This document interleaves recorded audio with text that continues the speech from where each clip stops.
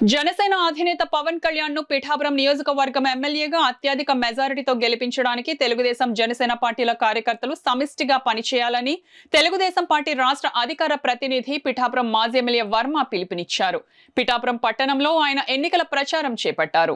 జనసేన అధినేత పవన్ కళ్యాణ్ కు ఓట్లు వేసి పిఠాపురం ఎమ్మెల్యేగా గెలిపించుకుందామనే నినాదంతో మాజీ ఎమ్మెల్యే వర్మ ఆధ్వర్యంలో పిఠాపురం పట్టణంలో ఇంటింటి ప్రచారం చేపట్టారు.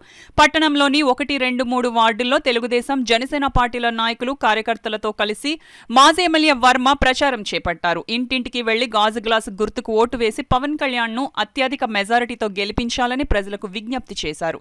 అదేవిధంగా కరపత్రాలు పంచారు. ఈ సందర్భంగా మాజీ ఎమ్మెల్యే వర్మ మీడియాతో మాట్లాడారు. పవన్ కళ్యాణ్ గారిని అత్యధిక మెజార్టీతో గెలిపించాలని, అదేవిధంగా ఈ టౌన్ అభివృద్ధి కానీ ఇది కానీ అన్నీ కూడా మరి ఆయన కొన్ని ఐటమ్స్ చెప్పారు.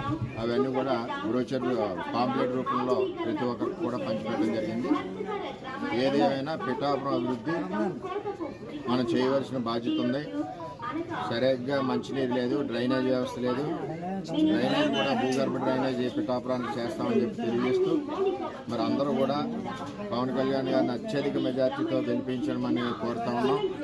అలాగే కరపత్రం ఇచ్చాం. కరపత్రం కూడా అందరూ చదవాలని కోరుకుంటూ ఎక్కడ పారిశుద్ధ్యం కానీ శానిటేషన్ కానీ లేదు.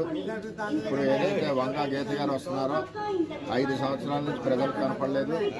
ఈవేళ ఓటు కోసం ఆవిడ వస్తుందంతే తప్పితే ప్రజల కష్టాల గురించి రాలేదు. అధికారంలో ఉండగా కూడా ప్రజల కష్టాల గురించి ఎప్పుడు కూడా పలకరించలేదు. ఎప్పుడన్నా వచ్చిందమ్మా గీత గారు ఇక్కడికి? అంటే ఒక ఓట్ల గురించే వస్తారు.